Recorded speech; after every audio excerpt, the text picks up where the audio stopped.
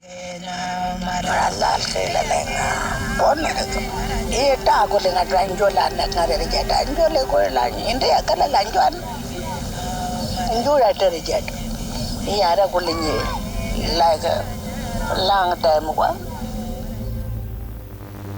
painting by the late Emily Kam Kngwarray set a new record for the Emily artist. Kngwarrays are too costly for even big public galleries to acquire these. Bring glimpses of the desert to the stark walls of the... Emily Kam Kngwarray was around 80 years old when she first put brush to canvas. She lived on an isolated Central Australian community. Artist of enormous distinction, one of the world's major artists, Emily Kngwarray. I think she's changed the face of contemporary Aboriginal art. I think she's changed the face of contemporary Australian painting. The work is very abstract, but it's deeply culturally political. The use of paint to transmit knowledge that has been held for centuries. It gives you a way of thinking about the connection between deep knowledge and land and power, but it also allows you to really appreciate the paintings as extraordinarily beautiful objects that move you from your gut.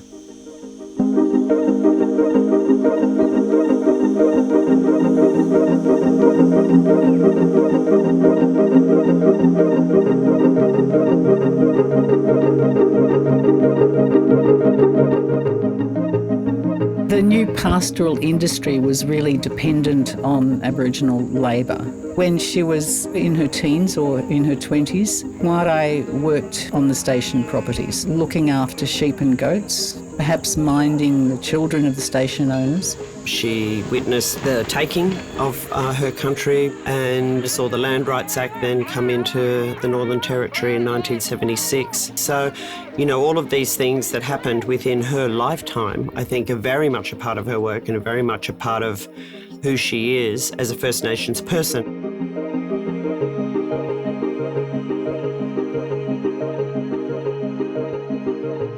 When the Batik women's practice started, they would go out to the river and do the Batik in big boiling vats of wax and another big boiling vat of water to remove the wax out of it.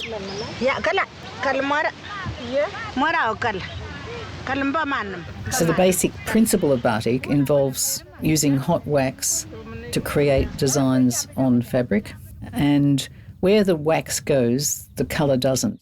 Some of Kngwarray's early batiks are really, really astounding, and it's partly because they are so energetic and fluid.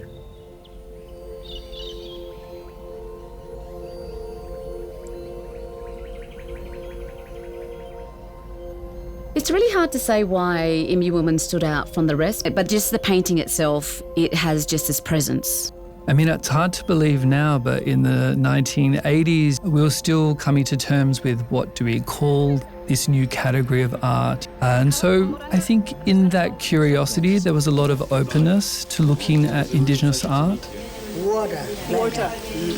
After rain. Yeah, rain. You can see that she goes from very early works that have, if you like, all the elements of her practice within them. The stripes, the overdotting, the very delicate sort of traceries.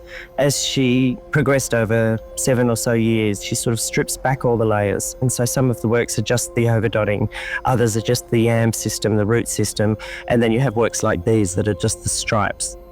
Kngwarray's solo exhibitions after she did the summer series were generally sell-out exhibitions. People were requesting or demanding her work.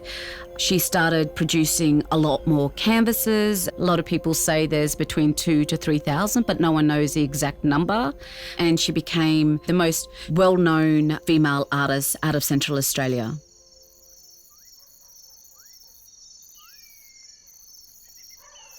There is this very thin boundary between the worlds of the spiritual and the physical in her work. And I think her skill is really in demonstrating how they connect and how they interrelate. These were topographical views of country. Her themes would be based around Anmatyerr, which is the emu, Awulia, which is ceremonial body paint. Awulya is a term that broadly means women's ceremony. You know, it is about expressing a reciprocal relationship with country. It's about, renewal, reinvigoration, providing sustenance and shelter. Many of her most famous paintings celebrate the kind of growth of the pencil yam at Alhalker. This country that's very important to the artist. On searching for the Norla, the pencil yam, you first will find the vine on the surface of the desert floor, and then the tuber, which is on the root, which is below the surface. So within her paintings, we talk about the subterranean depths. What you see on the surface is also beneath the ground.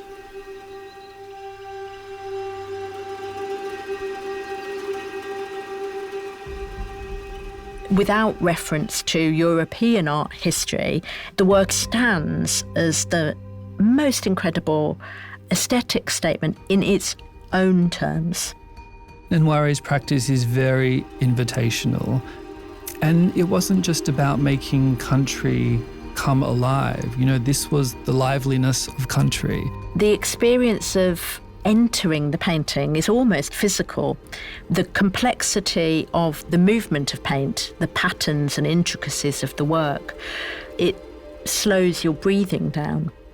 And as you give the painting time, more and more nuance and form emerges. And I think it's partly because your eyes start to follow repeated pattern, but then the layers and the depth of the colour really start to emerge. Painting